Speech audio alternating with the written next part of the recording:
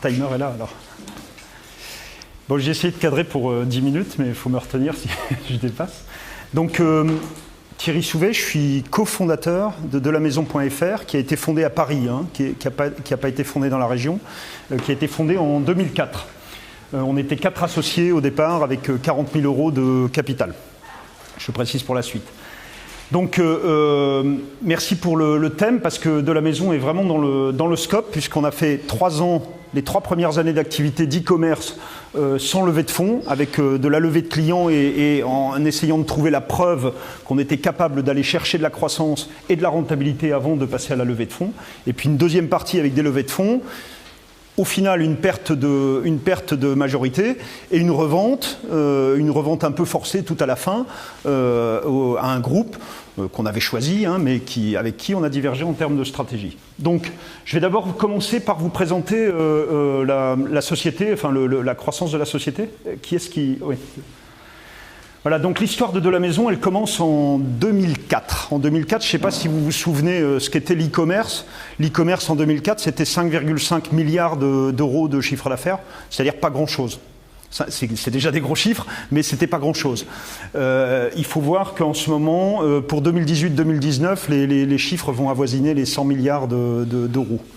Donc ça a complètement changé. À l'époque, le marché de l'e-commerce, c'était de l'électronique grand public, des produits culturels, c'était Amazon, Cdiscount, Pixmania, Rue du Commerce, Mr Good Deal, donc 3 noms déjà qui ont quasi disparu, et plus 2 qui restent, et puis vente privée.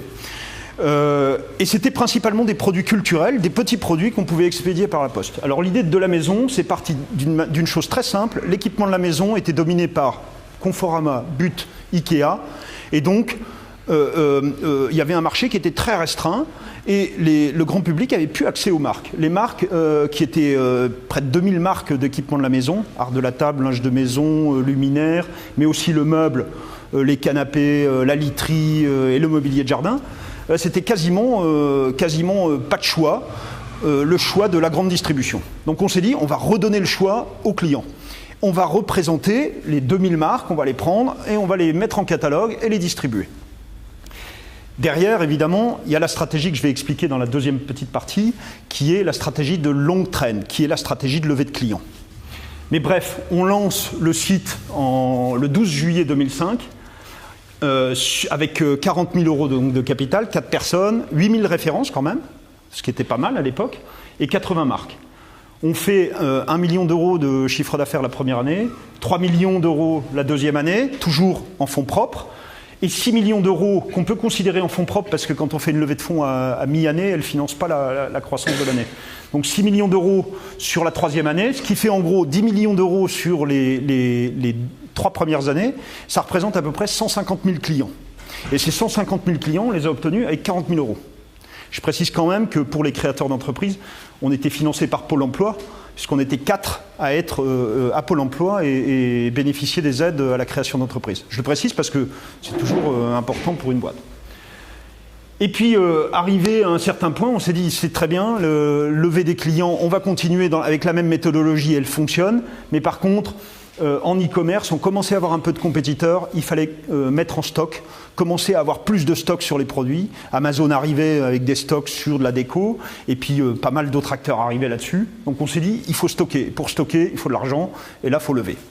Donc on a levé 3,3 millions d'euros en juillet 2007 avec 2 fonds d'investissement. On internalise notre logistique, on multiplie le nombre de références, on était passé à 20 000 références, 200 marques. On rachète un autre site, difficulté d'intégration, on connaît ça aussi.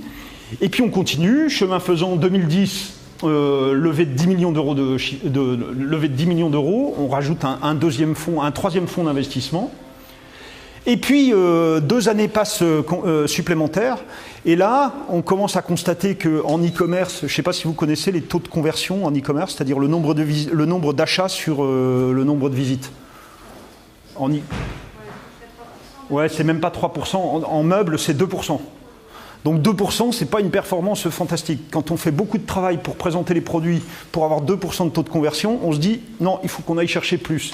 Donc on commençait à réfléchir à ouvrir des magasins, des points de vente petits, juste pour présenter les collections, être présent près du public. Donc on va chercher un groupe industriel qui est spécialiste du magasin et qui est capable de nous aider là-dessus. ADO. ADO, c'est Leroy Merlin. On revend donc une partie à Leroy Merlin en 2012. Et puis, on arrive en 2014, on est à 70 millions d'euros de chiffre d'affaires, 4 millions de visiteurs uniques par mois, 200 personnes, 50 000 références. Bref, ça fonctionne bien.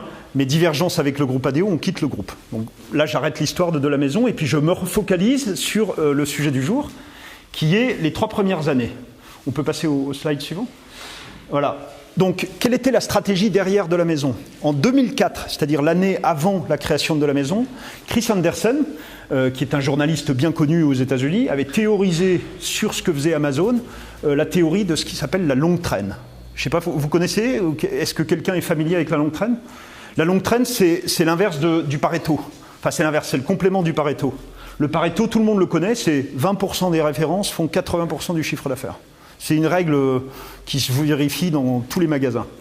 Et du coup, qu'est-ce que font les magasins? Ils prennent les 20% de références qui font 80% du chiffre, ils stockent ça, puis tout le reste, c'est négligé, c'est mis au fond du magasin, voire réduit. On divise la longue traîne parce que ça coûte de l'argent en stock, ça coûte, etc.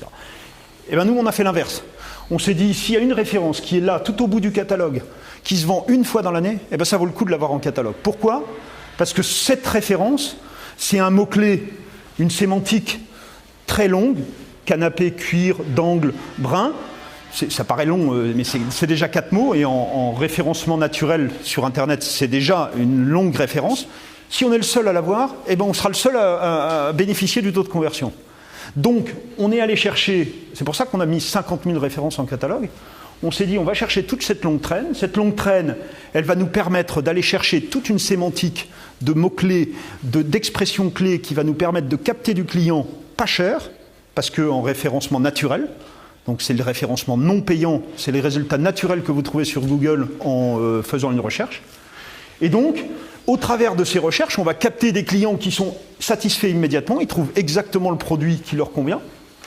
Et puis derrière, ils sont abonnés à notre newsletter. On peut les arroser régulièrement, pas trop, des produits qui font partie du best-of. Et on les a gagnés. On les a gagnés, ils sont extrêmement satisfaits du service qu'ils ont obtenu ici, ils trouvent ça nulle part ailleurs. Et puis derrière, ils trouvent qu'en plus, sur le Pareto, sur le 20-80, eh ben on est pas cher, etc. Alors pour vous donner une idée, c'est une stratégie qui fonctionne encore. Si aujourd'hui vous lancez de l'e-commerce, vous ne pouvez plus passer à côté de la longue traîne. Pourquoi? Parce que si vous achetez un mot-clé qui s'appelle, un mot-clé comme canapé aujourd'hui, alors j'ai pas les prix aujourd'hui parce qu'on a quitté en 2016, j'ai pas suivi, mais le mot-clé canapé à l'époque, 1,30 € le clic. C'est des enchères, hein. Donc 1,30 € le clic avec un taux de conversion de 1%, parce que quand on est dans le Pareto, c'est plutôt 1% que 2%. Ça fait 130 € pour acquérir un client sur un canapé, et quand il achète un clic-clac qui se revend à 300 €, ben vous avez déjà perdu la moitié vous avez déjà perdu plus que votre marge, parce que vous avez 40% de marge sur un canapé clic-clac comme ça.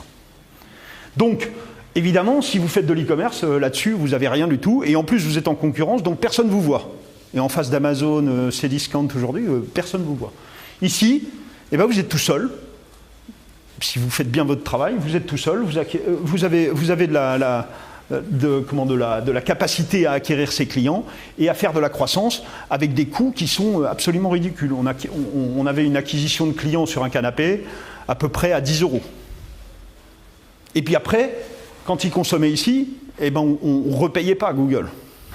Alors c'est un peu plus compliqué que ça parce que le parcours client de quelqu'un qui achète un canapé, c'est à peu près 20 jours. Et en 20 jours, il passe par une dizaine de médias. On avait des outils de pilotage extrêmement sophistiqués pour le voir. Voilà, donc c'était juste pour illustrer que sur les 3 premières années, sans argent, c'est un peu plus difficile aujourd'hui parce qu'il y a plus de concurrence, mais sans argent, on arrive à drainer 150 000 clients, arriver à la rentabilité avec 3 millions d'euros de chiffre d'affaires, et aller, cette fois-ci, à la levée de fonds. La première levée de fonds, on ne perd pas du tout la majorité, pas du tout, et c'est plus sur les levées de fonds ultérieures qu'on perd la majorité. Voilà. C'est tout. 10 minutes. Merci.